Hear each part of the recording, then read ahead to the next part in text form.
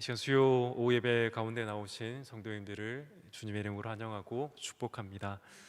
우리가 수요일마다 시편 말씀을 살펴보고 있습니다. 오늘은 하나님 우리 확신의 근거라는 제목으로 시편 4편의 말씀을 함께 나누기 원합니다. 오늘 함께 나눌 시편 4편의 저자는 우리가 잘 알고 있는 다윗입니다. 그러나 우리는 다윗이 어떤 상황 속에서 이 기도를 드리고 있는지는 알 수 없습니다. 그러나 다만 우리가 알 수 있는 것은 다른 시편의 기자가 시편을 올려드리는 것처럼 다윗이 어려움 가운데 있다는 것은 알 수 있습니다. 그러나 그 속에서 다윗은 낭망치 않고 담대하게 하나님 앞에 나가고 있습니다. 우리가 오늘 말씀을 통해 어려움 가운데 있지만 낭망하지 않고 하나님 안에서 하나님 때문에 분명한 확신 가운데 있었던 다윗을 통해 오늘을 살아가는 우리의 삶 가운데 또 여러 가지 어려움 가운데 있지만 우리 역시 하나님 때문에 하나님으로 낙심하지 않고 담대하게 또 살아갈 수 있는 힘을 얻는 시간이 되기를 원합니다. 오늘 본문 시편 4편 1절에서 다윗은 이렇게 기도하며 시작합니다. 내 의의 하나님이여 내가 부를 때에 응답하소서. 곤란 중에 나를 너그럽게 하셨사오니 내게 은혜를 베푸사 나의 기도를 들으소서라고 기도합니다. 다윗은 우리가 1절의 말씀을 읽었던 것처럼 하나님께 기도하고 있습니다. 그런데 하나님께 기도하는 다윗의 모습을 보면 자신 있게 담대하게 기도하고 있는 것을 볼 수 있습니다. 특히 다윗은 하나님께 이렇게 기도합니다. 내가 부를 때 하나님 응답해 달라고, 내가 부를 때 하나님 은혜를 달라고 하나님 앞에 담대하게 기도하고 있습니다. 그렇다면 다윗은 어떻게 이렇게 담대하게 하나님 앞에 나가서 기도할 수 있을까요? 그 이유는 1절의 말씀 가운데 우리가 발견할 수 있습니다. 1절의 말씀 가운데 반복되는 단어가 있습니다. 그것은 내가 나의 라는 그 뜻을 자신의 라는 뜻을 가진 이 나의 라는 단어가 5번이나 반복되고 있습니다. 1절에는 무려 그 짧은 구절 가운데 다윗은 나의 라는 뜻을 단어를 5번이나 반복한 것입니다. 다윗이 이렇게 이 짧은 절 가운데 이 단어를 반복하며 우리에게 말하고 싶은 것은 무엇일까요? 그것은 다름이 아니라 지금 다윗이 하나님과 어떤 관계 가운데 있는가를 우리에게 보여주기 위함입니다. 특히 3절에서 다윗은 그 하나님과 다윗이 어떤 관계에 있는지를 분명하게 보여줍니다. 3절 말씀입니다. 여호와께서 자기를 위하여 경건한 자를 택하신 줄 너희가 알지어다. 내가 그를 부를 때에 여호와께서 들으시리로다. 3절에 나오는 이 경건한 자가 바로 다윗 자신입니다. 또한 하나님께서 택하셨다라는 그 말씀은 하나님께서 다윗 자신을 특별한 자로 여기신다는 것을 나타냅니다.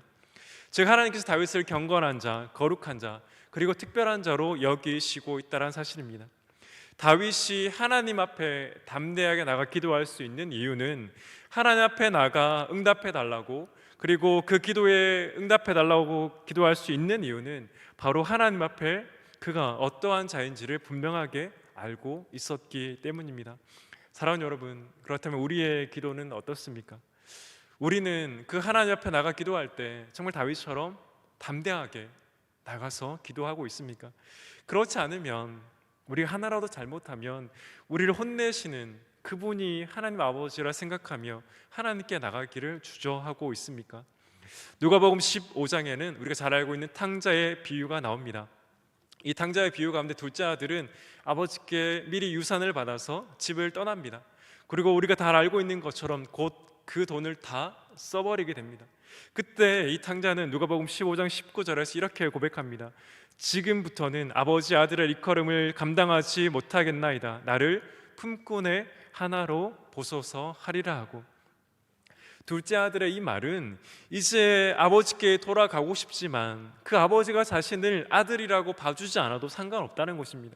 자기가 한 일을 생각하면 아버지가 자신을 아들이라고 봐줄 자격이 없다라는 것을 그는 알고 있었습니다.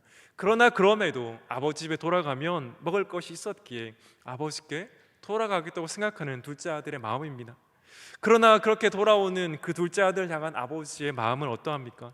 누가복음 15장 20절입니다.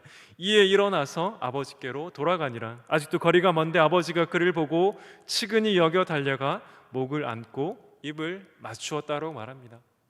지금 아버지는 아들이 어떤 상태에서 돌아온 것인지 이미 알고 있었습니다. 아버지는 아들을 이렇게 맞이한 이유가 이 아들이 어떤 삶을 살았던지를 몰랐던 것이 아닙니다. 아버지는 그 아들이 방탕한 삶을 살고 그가 가져가던 돈을 다 써버린 것을 알았지만 그가 아들이라는 이유로 그를 지금 맞이하고 있는 것입니다. 다른 이유가 없습니다. 그가 아들이었기 때문에, 아버지이기 때문에 그 아들을 그저 맞아들이고 그를 아는 것입니다. 바로 죄인을 아들이라 부르신 그 아버지의 사랑을 바로 이 탕자의 비유에서 알 수 있지 않습니까? 갈라디아 4장 6절에서 바울은 우리에게 이렇게 말합니다. 너희가 아들이므로 하나님이 그 아들의 영을 우리 마음 가운데 보내사 아빠, 아버지라 부르게 하셨느니라. 바울이 말하는 이 아빠, 아버지라 부른다는 이 말씀은 오늘날 저와 여러분은 당연한 것으로 여깁니다. 그러나 이 말씀은 당연한 것이 아니었습니다. 오늘 본문 가운데 하나님 앞에 담대하게 나갔던 다윗조차도 하나님을 아버지라 부를 수 없었습니다. 그러나 그럼에도 다윗은 당시에는 하나님을 아버지라 부를 수 없었음에도 불구하고 다윗은 하나님께 자신을 어떤 자로 여겨주신지를 의지해서 하나님 앞에 담대하게 나갔다는 것입니다. 사랑하는 성도 여러분, 그러나 오늘을 살아가는 저와 여러분은 하나님을 아빠, 아버지라고 부르고 있지 않습니까? 이 말은 우리가 하나님 앞에 나갈 정말 놀라운 특권을 가졌다라는 것입니다. 우리가 하나님 앞에 어떻게 나갈 수 있습니까? 우리의 모습으로는 하나님 앞에 나갈 수 없습니다. 그러나 우리가 하나님 앞에 나갈 수 있는 이유는 그 아들 예수 그리스도의 십자가 보혈의 능력으로 저와 여러분 하나님의 자녀로 삼아주셨기에 오늘도 담대하게 나갈 수 있는 특권이 저와 여러분에게 있는 것입니다. 사랑하는 여러분, 그래서 우리가 하나님 아버지 앞에 나가야 하는 것입니다. 그리고 하나님 아버지 앞에 나가는 것을 막을 것은 어느 것도 없습니다. 왜입니까? 하나님의 아들 예수 그리스도께서 아버지께 가는 길을 이미 열어주셨기 때문입니다. 사랑하는 여러분, 우리의 기도가 어떤 기도입니까? 아버지 앞에 나갈 때 어떤 마음으로 나가십니까? 우리는 하나님 아버지 앞에 담대하게 나갈 수 있습니다. 아버지 앞에 나가는 것을 막을 것은 단 하나도 없습니다. 중요한 것은 아버지께 가는 것입니다. 그냥 가는 것이 아니라 담대하게 아버지께 나가 요청하는 것입니다. 그것이 우리 삶의 문제의 해결이자 전부라는 것을 잊지 않으시기를 간절히 소원합니다. 다윗은 1절에서 하나님 앞에 담대하게 나갔습니다. 오늘의 본문이 8절까지 말씀이 있지만 이미 다윗은 그 하나님 앞에 나가는 순간 그 문제 해결을 이미 경험하고 있는 것입니다. 우리 삶 가운데 어떤 문제가 있더라도 중요한 것은 하나님 앞에 나가는 것입니다. 다윗처럼 정말 담대하게 저와 여러분에게 아버지가 되시는 그 아버지 앞에 먼저 담대히 나가시는 저와 여러분 되시기를 간절히 소원합니다. 이렇게 다윗은 하나님 앞에 자신이 누구인지를 알고 담대히 하나님 앞에 나갔습니다. 그런데 다윗은 하나님 앞에 담대했을 뿐 아니라 그를 둘러싼 사람들을 향해서도 담대한 것을 알 수 있습니다. 2절부터 5절의 말씀을 보면 이제는 하나님 앞에 담대한 다윗이 그의 눈을 들어 그를 둘러싼 사람들을 향해 담대하게 말하는 것을 알 수 있습니다. 2절부터 5절의 말씀을 제가 읽겠습니다. 인생들아 어느 때까지 나의 영광을 받고 욕되게 하며 헛된 일을 주어하고 거짓을 구하려는가? 여호와께서 자기를 위하여 경건한 자를 택하신 줄 너희가 알지어다. 내가 그를 부를 때에 여호와께서 들으시리로다. 너희는 떨며 범죄하지 말지어다. 자리에 누워 심중에 말하고 잠잠할지어다. 의의 제사를 드리고 여호와를 의지할지어다. 말씀드린 것처럼 지금 다윗이 어떤 상황 가운데 있는지 우리는 정확하게 알 길은 없습니다. 그러나 2절 말씀으로 비추어 보아 다윗 주위에 있는 사람들이 다윗을 계속해서 괴롭게 하고 있다는 것은 알 수 있습니다. 2절의 시작이 인생들아 어느 때까지라고 시작합니다. 이 말은 다윗을 괴롭게 하는 이들의 시도가 한 번이 아니라 계속해서 그리고 지금도 이어지고 있다는 것을 알 수 있습니다. 그런데 중요한 것은 자신을 괴롭게 하고 자신을 두렵게 하고 자신을 어렵게 하는 그들을 향해 다윗이 어떻게 말하고 있느냐라는 것입니다. 다윗은 그들을 향해 너희가 나에게 하는 악한 행동을 멈추라고 말합니다. 그런데 더 나아가서 그들을 향해 너희가 나에게 하는 악한 행동을 멈출 뿐 아니라 이제는 너희가 돌아서서 나처럼 하나님께 의의 제사를 드리라고 말하고 있습니다. 사랑하는 여러분, 이 담대함이 어디서 나왔을까요? 단순히 악한 행동을 그치는 것이 아니라 그것을 넘어 이제는 너희도 회개하고 돌아서서 하나님을 예배하라는 이 담대함이 어디서 나왔을까요?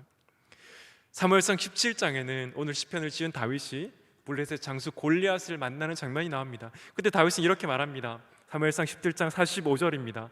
다윗이 블레셋 사람에게 이르되 너는 칼과 단창으로 내게 나아오거니와 나는 만군의 여호와 이름 곧 내가 모욕하는 이스라엘 군대의 하나님의 이름으로 내게 나아가노라.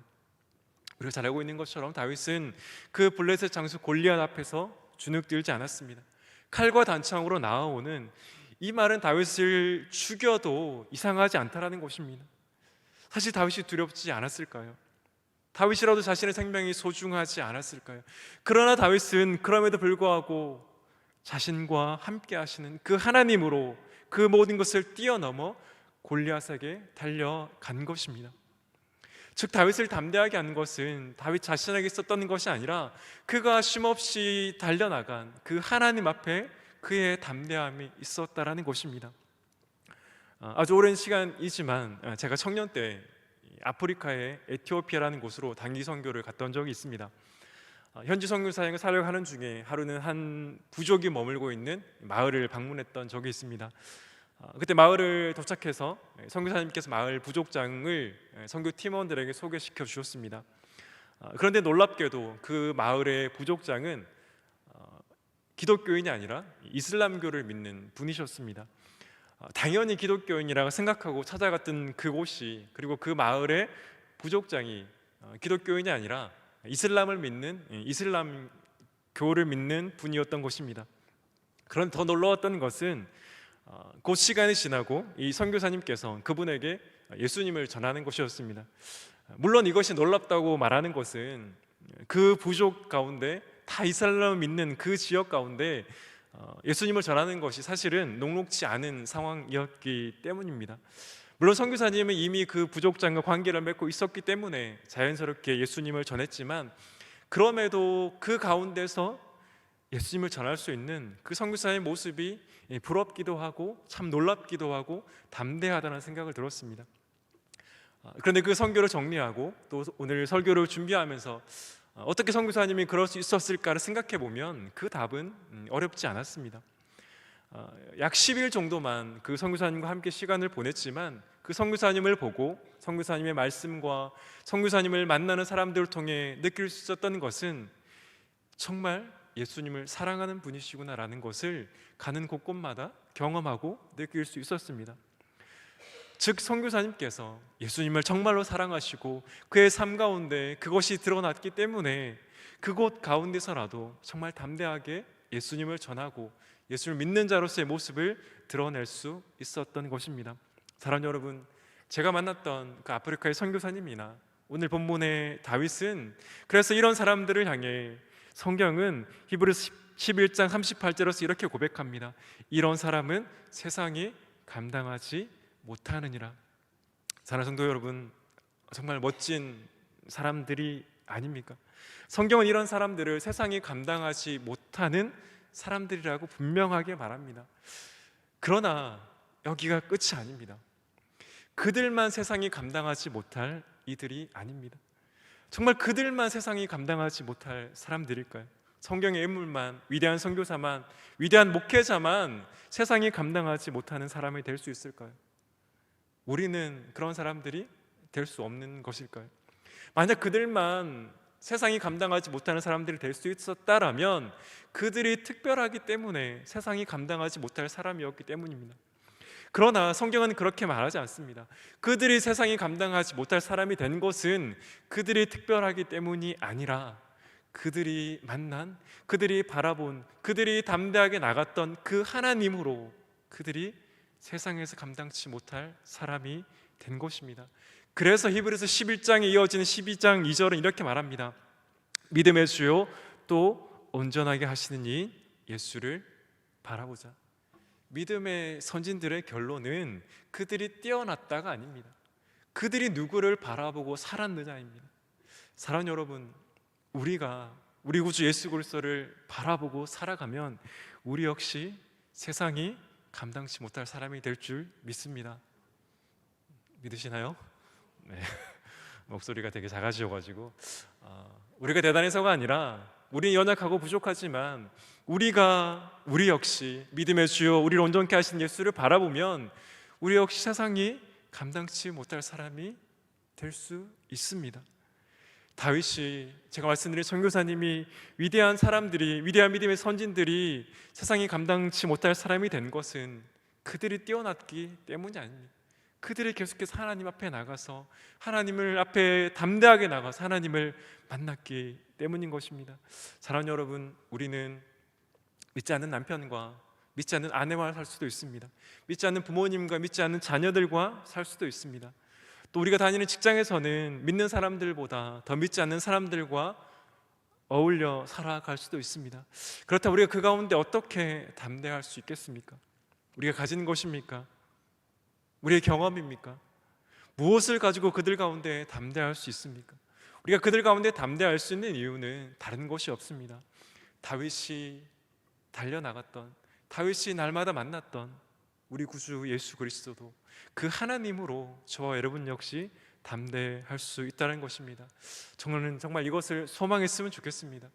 누군가만 뛰어나고 누군가만 세상이 감당치 못할 사람이 아니라 예수 그리스도를 믿는 저와 여러분 모두가 가정에서 또는 직장에서 만나는 사람들 가운데 정말 신자다운 모습, 저분은 정말 다르구나, 예수님 믿는 저분은 정말 다르구나라는 것을 나타내는, 그리고 하나님께서 주시는 그 칭찬을 받는 저와 여러분이 되기를 예수 그리스도의 이름으로 간절히 축원합니다. 마지막으로 한 가지 더 살펴보기를 원하는 것은, 그렇다면 하나님 앞에 이렇게 담대하게 나온 자들을 향해 하나님이 주시는 축복은 어떤 것인가입니다. 먼저 하나님 앞에 담대하게 나온 자들에게 세상에서 얻을 수 없는 놀라운 기쁨을 주시겠다라고 말씀합니다. 우리 7절 말씀을 우리 한 목소리로 한번 읽어보도록 하겠습니다. 시작. 주께서 내 마음에 두신 기쁨은 그들의 곡식과 새 포도주가 풍성할 때보다 더하니이다. 아멘. 다윗은 하나님께서 자신의 마음 가운데 기쁨을 주셨다라고 말합니다. 다윗은 하나님께 자신에게 주신 기쁨을 이미 경험하고 있었을 뿐 아니라 지금도 그 기쁨을 누리고 있습니다. 그리고 그 경험은 그가 하나님 앞에 나갈 때마다 그가 받은 것입니다. 그리고 그 기쁨이 얼마나 크고 풍성한지 다윗은 그것을 땅을 경작하는 사람이 얻을 수 있는 최고의 기쁨인 곡식을 수확하고 새 포도주를 얻는 것과 비교하고 있습니다. 농부가 땀 흘려 수고해서 얻는 곡식, 그리고 얻는 새 포도주가 얼마나 귀하고 그것을 받을 때 얼마나 큰 기쁨이 있겠습니까? 우리가 땀 흘려 수고하여 받은 그 월급에도 그래서 큰 기쁨이 있는 것이 아닙니까? 그것에 기쁨이 없다라면 다윗은 이것과 비교하지 않았을 것입니다. 우리가 수고하고 땀 흘려 얻는 것에는 분명하게 기쁨이 있습니다. 그러나 그럼에도 다윗은 그 기쁨과 비교할 수 없는 기쁨이 바로 하나님 앞에 있다는 사실입니다. 얼마 전 우리 교회에서 세례식이 있었습니다. 그 세례를 받으셨던 그 한 성도님이 산부 예배 참석하셨는지 모르겠습니다. 세례를 받으시고 하나님 주신 은혜를 주체하지 못한 모습을 제가 보았습니다. 세례식 후에 그 성도님에게 물어볼 기회가 있었습니다. 그 성도님은 지난 자신의 삶 가운데 하나님의 인도하심이 생각나서 자신을 지금까지 인도하신 그 하나님의 은혜가 너무나 감격이 되어서 그렇게 주체할 수 없었다라고 저에게 말씀해 주셨습니다. 사랑하는 여러분, 우리가 시간이 지나면 하나님이 주시는 우리 그 기쁨을 잊어버릴 때가 참으로 많은 것 같습니다. 저 역시 마찬가지입니다. 그러나 하나님은 우리가 하나님 앞에 나갈 때마다 그 기쁨을 주신다라고 우리에게 분명하게 약속하고 있습니다. 정말 이것을 소망했으면 좋겠고, 예배 때마다 하나님 앞에 나갈 때마다 그 기쁨을 정말 누리시기를 간절히 소원합니다. 그냥 왔다 그냥 돌아가는 것이 아니라 간절히 사모하며 나오고, 그 사모하는 마음 가운데 하나님이 주시는 그 기쁨, 세상이 주는 것과 비교할 수 없는 그 놀라운 기쁨이 정말 하나님 앞에 나오는 자들에게 하나님께서 주신다라는 것입니다. 다윗은 그 기쁨을 누렸고 저와 여러분도 그 기쁨을 누리기를 우리에게 원하고 있는 것입니다. 두 번째, 우리가 하나님 앞에 나갈 때 하나님께 우리에게 주시는 축복은 곤란 중에서도 평안히 눕고 잠을 자는 것입니다.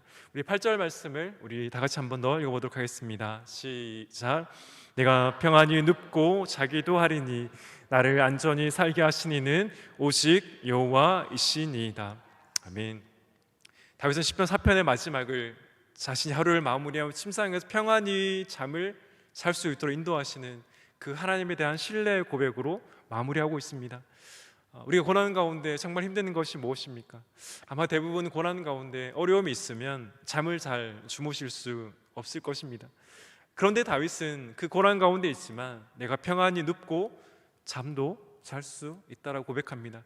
그리고 그가 그렇게 할 수 있는 이유를 하나님께서 자신을 안전하게 하시기 때문이라고 말합니다. 그런데 다윗이 지금 이렇게 고백하고 있지만 다윗의 문제가 해결되어서 그가 평안히 눕고 잠을 잘 수 있었다라고 말하는 것이 아닙니다. 여전히 문제는 그대로지만 하나님 때문에 다윗은 내가 평안히 눕고 잠도 잘 수 있다라고 말하는 것입니다. 사도행전 27장을 보면 로마 황제에게 황소한 바울이 로마로 가는 배를 타지만 풍랑 때문에 어려움에 처하는 장면이 나옵니다. 사도행전 27장 20절과 21절 상반절은 이렇게 말합니다. 여러 날 동안 해도 별도 보이지 아니하고 큰 풍랑이 그대로 있음에 구원의 여망마저 없어졌더라. 여러 사람이 오래 먹지 못하였음에. 바울이 로마로 압송되는 과정 가운데 계속된 풍랑으로 해도 보이지 않고 별도 보이지 않습니다. 그리고 그 가운데 배에 탄 사람들에게 소망이 없었습니다. 그 배에 탄 사람들은 그래서 자포자기하고 죽으려고 했습니다.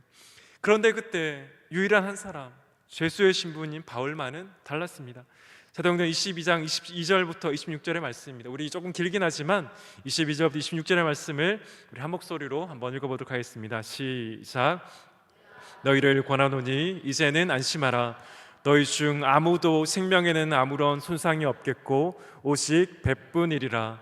내가 속한 바 곧 내가 섬기는 하나님의 사자가 어젯밤에 내 곁에 서서 말하되 바울아 두려워하지 말라. 내가 가이사 앞에 서야 하겠고 또 하나님께서 너와 함께 항해하는 자를 다 내게 주셨다 하였으니 그러므로 여러분이여 안심하라.